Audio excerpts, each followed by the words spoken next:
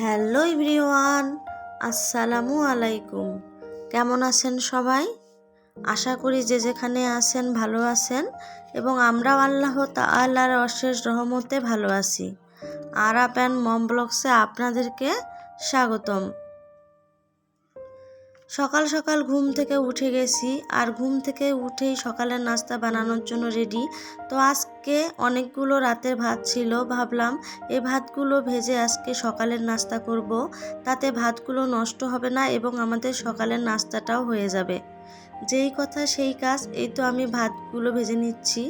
ভাতগুলোর মধ্যে আমি পেঁয়াজ, মরিচ, ধনিয়া পাতা, হলুদ গুঁড়া, লবণ, জিরার গুঁড়া সবগুলো দিয়ে খুব ভালোভাবেই ভেজে নিচ্ছি, যাতে খেতে অনেকটাই স্বাদ লাগে।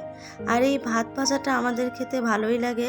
মাঝে মধ্যে ভাত যখন বেঁচে যায় তখন আমরা এই ভাত ভেজে সকালের নাস্তা করি, তাতে ভাতটা নষ্ট হয় না এবং আমাদের নাস্তাও হয়ে যায়। তো ভিডিওর শুরুতে আপনাদের কাছে আমার একটি রিকোয়েস্ট, প্লিজ ভিডিওটিতে একটি লাইক দিয়ে ভিডিওটি কন্টিনিউ করবেন, কারণ আপনার একটি লাইক আমার এই ভিডিওটি আরও 10 জনের কাছে পৌঁছে দিতে সাহায্য করবে। আর আপনি যদি এখনও আমার চ্যানেলটি সাবস্ক্রাইব করে না থাকেন তাহলে প্লিজ আমার চ্যানেলটি সাবস্ক্রাইব করে দিয়েন, আর পাশে থাকা বেল আইকনটি অন করে রাখিয়েন, যাতে আমি ভিডিও ছাড়ার সাথে সাথে আপনাদের কাছে নোটিফিকেশন চলে যায় আর আপনারা আপনাদের মূল্যবান সময় বের করে আমার এই ভিডিওটি দেখে নিতে পারেন। ধন্যবাদ। এখানে ভাত ভাজা হয়ে গেছে, এখন আমরা ভাত ভাজা খাচ্ছি। আমি মাঝে মধ্যে আমার বাচ্চা কাচ্চাকেও একটু খাইয়ে দিলাম, ওরা খুব একটা খায় না, অল্প স্বল্প খাইয়ে নিল। আর আনাপের বাবা আর আমি ভাত ভাজা খেয়ে নিলাম। তো এখন 11টা বাজে, আর এখন একটু বাইরে খেলতে যাবে। তার আগে আমি ওকে একটু দুধ দিয়ে দিলাম।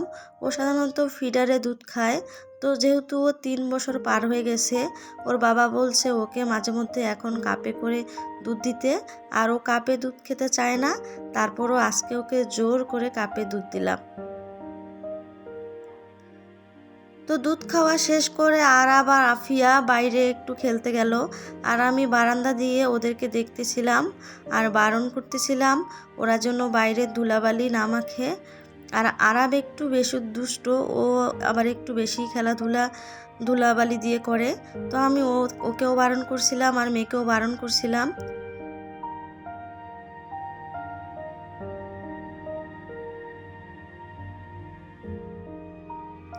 আর আমি আমার মেয়েটাকে বারবারই বারণ করছিলাম, আম্মু বালুতে হাত দিও না। কি আর করার, বাচ্চা কাচ্চা তো আর খুব একটা কথা শুনে না। আর এখানে যে নর্দমা আছে, আর কে বারণ করছিলাম সেখানে যেন হাত না দেয়।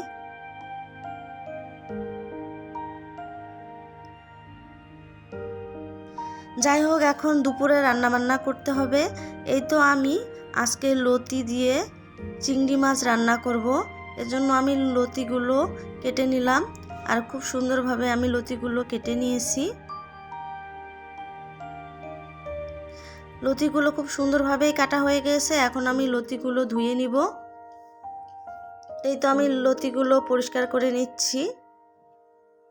আর চিংড়ি মাছ দিয়ে এই লতি রান্নাটা আমার কাছে অনেক ভালো লাগে। আপনাদের কার কার ভালো লাগে প্লিজ জানাবেন। আর আমাদের বাসায় সবাই এটা খুব পছন্দ করে।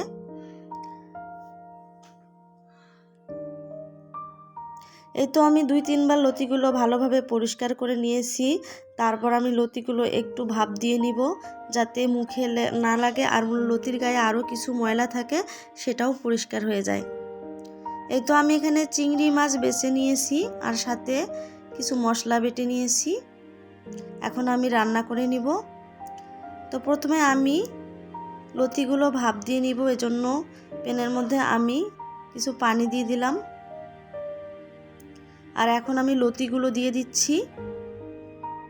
লতিগুলো এভাবে হালকা একটু ভাপ দিলে লতি মুখে লাগে না। সব লতি মুখে লাগে না, কিছু কিছু লতি আছে যা একটু মুখ চুলকায়। আর এইভাবে হালকা একটু ভাপ দিয়ে নিলে লতিগুলো মুখে একবারেই ধরবে না।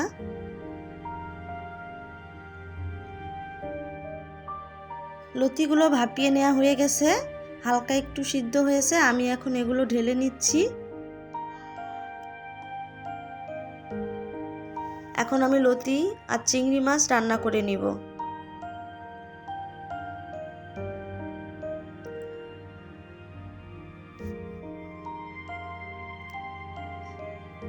আমি ভাপ দেয়া পানিগুলো কিছুটা ফেলে দিচ্ছি।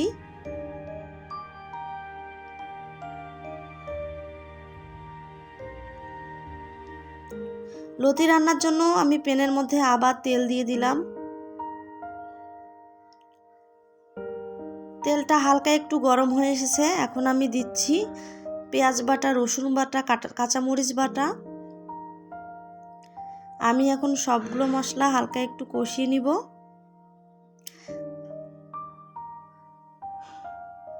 হালকা একটু কষিয়ে নিয়ে আমি দিচ্ছি পরিমাণ মতো হলুদ গুঁড়া, দিচ্ছি স্বাদ মতো লবণ, সেই সাথে আমি সামান্য একটু শুকনো মরিচ গুঁড়া দিয়ে দিব যাতে কালারটা ভালো লাগে।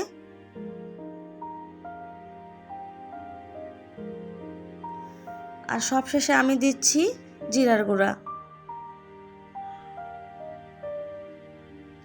এখন এই সবগুলো মশলা আমি খুব ভালোভাবে কষিয়ে নিব।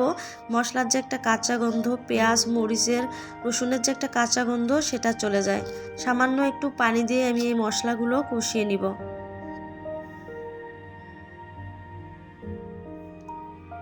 মশলা কষাতে কষাতে আপনাদের কাছে আবারও বলছি, প্লিজ আমার এই ভিডিওটি যদি ভালো লাগে থাকে তাহলে অবশ্যই ভিডিওটিতে একটি লাইক দিবেন। কারণ একটা ভিডিও বানাতে আমাদের অনেক কষ্ট হয়, যারা ভিডিও বানান তারাই জানেন। অনেক কাজকর্ম ফেলে আমাদের এই ভিডিও বানাতে হয়। ভিডিও যেমনই হোক না কেন, যদি এই ভিডিওটা দেখেন সামান্য একটু ভালো লাগলে প্লিজ আমার এই ভিডিওটিতে একটি লাইক দিবেন। আর যারা চ্যানেলটি সাবস্ক্রাইব করেনি প্লিজ চ্যানেলটি সাবস্ক্রাইব করে পাশে থাকবেন। মশলাগুলো কষিয়ে নেওয়া হয়ে গেছে। এখন আমি মাছগুলো দিয়ে দিলাম।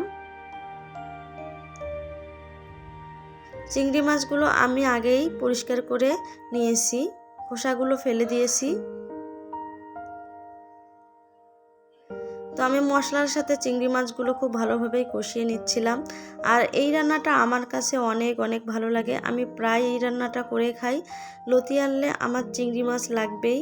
আমি সাথে আরাপের বাবাকে চিংড়ি মাছ নিয়ে আসতে বলি, অথবা ইলিশ মাছ। এই দুটো মাছ দিয়ে আমি লতি রান্না করে খাই। আর লতিটা আমার কাছে খুবই ভালো লাগে। তো মাছগুলো কষিয়ে নেওয়া হয়ে গেছে। এ পর্যায়ে আমি পরিমাণ মতো পানি দিয়ে দিচ্ছি। আর লতি দেওয়ার পর আমি আর কোনো পানি ব্যবহার করব না, সেজন্য আগে একটু পানি দিয়ে দিলাম। পানিগুলো একটু ফুটতে শুরু করছে।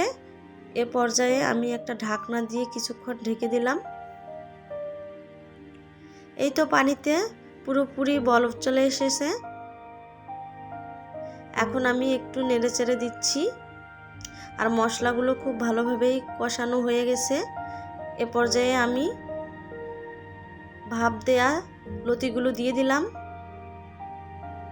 এখন আমি মশলার সাথে লতিগুলো কষিয়ে নিব। যেহেতু লতিগুলো আমি আগে একটু ভাপ দিয়ে নিয়েছি, এগুলো সিদ্ধ হতে বেশি সময় লাগবে না।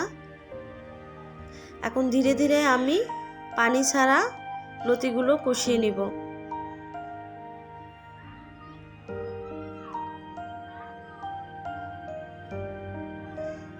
তো আমি লতি আর মাছ খুব ভালোভাবে কষাচ্ছি।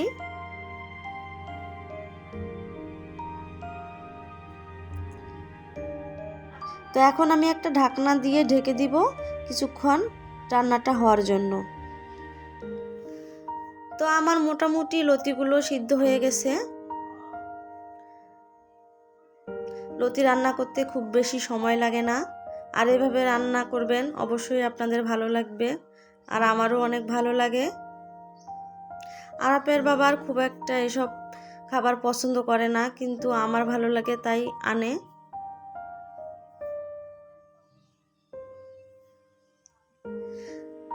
তো আমার লতি রান্নাটা হয়ে গেছে। এখন আমি এটা পরিবেশন করে নিব। দেখেন লতি দিয়ে চিংড়ি মাছ রান্নাটা কত বেশি ডিলিশিয়াস লাগছে। এখন আমি এটাকে বেড়ে নিচ্ছি।